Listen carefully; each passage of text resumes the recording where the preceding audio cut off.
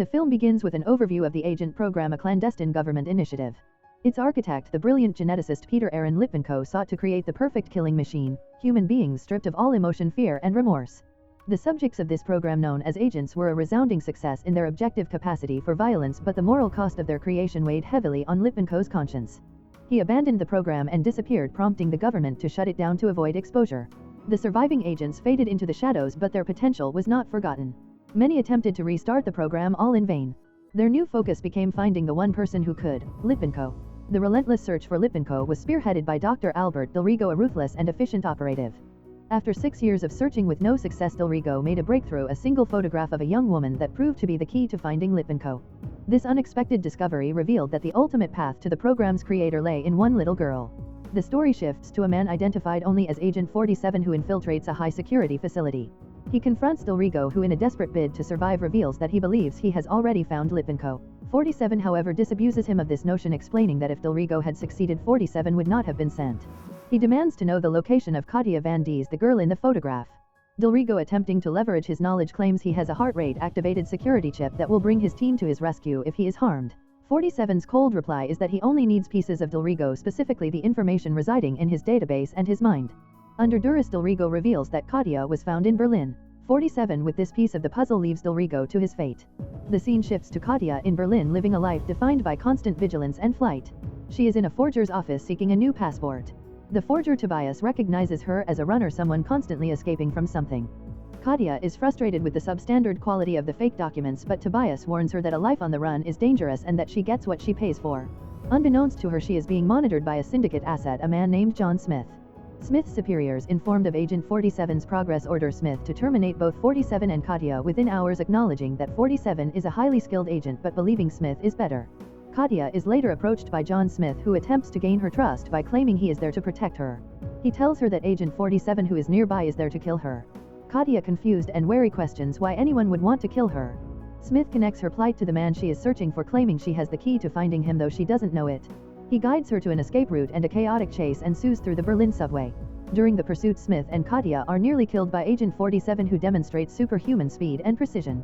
They narrowly escape and make it to a waiting car where Smith's team awaits. Katia, now panicked and confused, demands to know who these people are. Smith identifies himself as a representative of Syndicate International, claiming to be her protector. He tells her that Agent 47 is a merciless killer and that he is the only thing standing between her and a violent death. Smith takes Katia to an embassy where they are immediately arrested.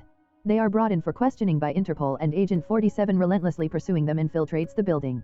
In an interrogation room, a seasoned officer named Sanders questions 47, attempting to intimidate him. 47, however, remains calm, identifying the precise specifications of Sanders's custom-made sniper rifle and a hidden .45 caliber handgun. He turns the interrogation on its head, revealing that he has no name but is an assassin. Sanders, trying to maintain control, dismisses 47's claims. 47 then asks Sanders about his family, his wife and 2 small children, and asks if he loves them. This question unnerves Sanders, who attempts to redirect the conversation. 47, however, maintains his focus, stating that the conversation is about life and death. He tells Sanders that because he loves his family, he should let 47 go. Sanders, enraged and trying to reassert his authority, declares that he is in control and has the gun. 47's chilling response is that Sanders is locked in the room with him and has just handed him a weapon. 47 then proceeds to demonstrate his exceptional combat abilities, disarming Sanders and using his own gun to incapacitate the other officers who arrive. He escapes the building with Katia. Once they are safe, Katia demands answers from 47. He reveals that the man she is searching for, Peter Aaron Lippenko, is her father. He explains that Lippenko is a geneticist who created the agents and that he has a weakness coded into them that only he knows. This is why Katia is so important. Proton Technologies, the company behind the new agent program, believes she is the key to finding him. They want her dead to ensure her father can't reveal their weakness. Katia, reeling from the news, asks 47 to tell her more about her father. He reveals that Lippenko modified her, giving her enhanced survival skills that have allowed her to remain off the grid for so long. This genetic enhancement is the reason she has always been so fearful and on the run. Katia's memories begin to surface, revealing fragments of her father's life, his hobbies, his medical conditions, and his history. She recalls that he was an expert on orchids, had rheumatoid arthritis and lung cancer, and was born in Ukraine.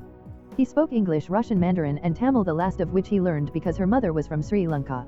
Piecing these details together, Katia realizes her father's location, a warm city with advanced medical facilities where he can cultivate his orchids and manage his illnesses. She understands that her father has been preparing her for this very moment for her entire life, giving her the tools to find him and ultimately to survive. Armed with this new profound self-awareness, Katia asserts that she wants to find her father and asks for 47's help. He agrees, telling her that he will do this with her, but she must tell him where to go. The movie ends with Katia knowing exactly where to find her father. Agent 47 having rescued Katia continuing his mission. He reveals to Katia that the Syndicate and its operatives will relentlessly hunt her to find her father, and her only chance for survival is to embrace her genetically enhanced abilities. When she expresses her distrust of him, 47 tells her to rely on her memories instead. He prompts her to recall fragmented images from her childhood, her father's lab car rides, and the last time she saw her mother. He confirms her suspicions he was there on that day and was part of the same program as her father. He then leaves her tied up in a hotel room, instructing her to untie herself as her first test. It takes her too long and he tells her that everything is a test. He takes away her anxiety medication, explaining that she needs a clear head. He begins to train her, explaining that she is a genetically engineered agent just like him but a more advanced version. He reveals her real name is Agent 90 or Kater van Dees in French. When she asks if the Syndicate knows what she is, he says no, because if they did she would be their primary target. In a subsequent training exercise, 47 challenges her to overcome her fear and anticipate threats by using her heightened senses. He has her act as bait, drawing Syndicate operatives toward her while he provides cover. Katia, terrified, is forced to trust him and does so successfully. Their journey is interrupted by John Smith, the Syndicate's top operative, who ambushes them. He engages in a vicious fight with 47, revealing that he is not a standard agent but a genetically modified human with subdermal titanium body armor and a heightened nervous system. Smith proclaims he is better than 47. 47, however, proves to be the superior fighter, exploiting Smith's arrogance. Katia, now understanding her own capabilities, shoots Smith just as he is about to kill 47. The bullet, however, has no effect due to Smith's armor. Smith escapes, but 47 and Katia have confirmed his existence and his enhanced abilities. With this new information, Katia agrees to tell 47 her father's location, Singapore, where the Syndicate's headquarters are located. She realizes he is hiding in plain sight. They arrive and navigate the heavily surveilled city, with Katia quickly learning how to spot cameras and avoid them. She continues to question 47 about his past, asking if he has feelings like fear, remorse, or love. He denies these emotions, stating he is what he needs to be to do his job. Katia, however, believes he is lying and that he has suppressed these feelings rather than eliminated them. The pair track down Litvinenko, who is in a building filled with orchids.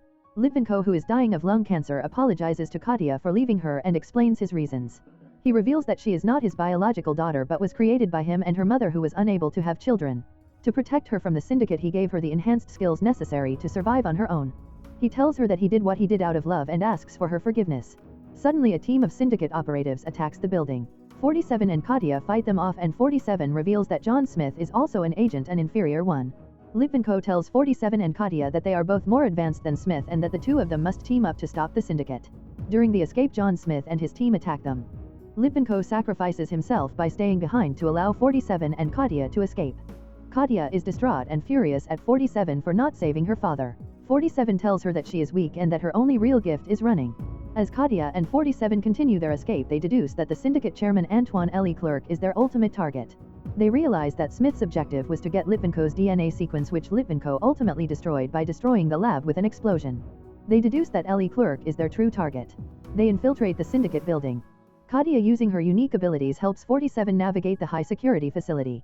Katia confronts 47, realizing that he taught her how to be an agent so that she could be a diversion for him. 47 admits this was his plan, explaining that Leclerc had to be eliminated to put a permanent end to the agent program. He also tells Katia that her father knew Leclerc would never stop hunting her, so he did what any parent would do and died to save his children. The story culminates in a final confrontation where 47 kills Leclerc. With Leclerc dead, 47 tells Katia that she is now free. He explains that his mission was to terminate Leclerc to end the program and her father's contract. He tells her she has a choice now to become an assassin or be free. The film ends with a post-credits scene in which Diana Benwood is seen in her office. She receives a message from 47 informing her that he has completed his mission. She confirms that both targets, Leclerc and 47, have been terminated, but she seems to know the truth. If you enjoy watching this video, then subscribe to Angel Recaps for the latest movies explanation.